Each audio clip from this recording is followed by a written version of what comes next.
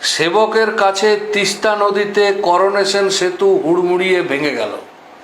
সম্প্রতি এরকমই একটি ভিডিও হয়েছিল ভাইরাল, আর এতেই ঘটে বিপত্তি।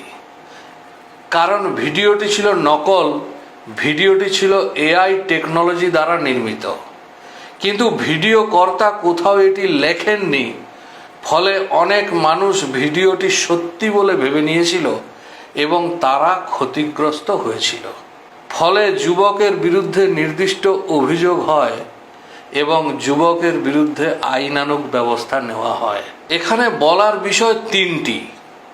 প্রথমত, আপনি নিছক মজা করার জন্য একটি ভিডিও বানিয়েছেন, কিন্তু কোথাও সে কথা উল্লেখ করেননি। ফলে আপনি মিথ্যা সম্প্রচারের দায়ে ভারতীয় ন্যায় সংহিতার ৩৫৩ ধারা, এছাড়া আইটি অ্যাক্ট এবং সাইবার অ্যাক্টের বিভিন্ন ধারায় অপরাধী হতে পারেন। দ্বিতীয়ত, যারা এই ভিডিও সত্যি ভেবে অন্যকে ফরওয়ার্ড করছেন তারাও অপরাধ করে বসছেন। আমরা বারে বারে বলে থাকি, সোশ্যাল মিডিয়ায় পাওয়া যে কোনো তথ্য অন্যকে জানানোর আগে নিজে যাচাই করুন। যাচাই না করে কোনো ভুল তথ্য সম্প্রচার করবেন না। ভুল তথ্য সম্প্রচারে আপনি অভিযুক্ত হতে পারেন। আইন জানি না বললে কিন্তু আপনি ছাড় পাবেন না। আইন জানি না বললে যদি অপরাধ থেকে মুক্ত হওয়া যেত, তাহলে খুনের আসামিও বলতো খুন করা যে অপরাধ সেটা আমি জানতাম না ধর্মাবতার।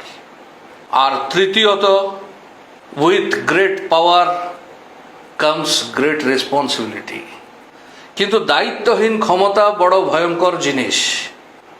আপনার হাতে এসে পড়েছে এআই এর মতো শক্তিশালী টুল, অথচ আপনি এর ব্যবহার জানেন না। আপনি নেমে পড়েছেন মানুষকে বোকা বানাতে। এই শক্তিশালী অস্ত্রটি সঠিক কাজে লাগান, নইলে এআই হতে চলেছে ভয়ঙ্কর। নমস্কার, আমি বিরাজ মুখোপাধ্যায়, আইসি বানারহাট থানা এবং জলপাইগুড়ি জেলা পুলিশ মিডিয়া সেলের বিশেষ দায়িত্বে। আপনাদের সবিশেষ অনুরোধ, গুজবে কান দেবেন না, গুজব ছড়াবেন না। সুস্থ থাকুন, সতর্ক থাকুন, ভালো থাকুন। দেখা হবে পরের ভিডিওতে।